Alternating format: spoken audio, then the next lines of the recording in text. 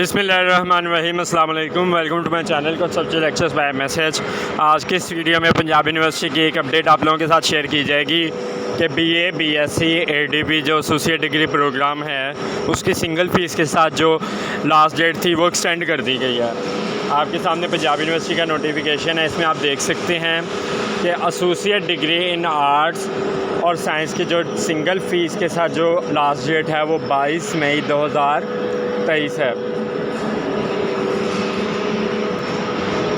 Associate degree in arts की जो fees है सिंगल वो 6820 है और एसोसिएट डिग्री इन साइंस की जो फ़ीस है वो है 7870।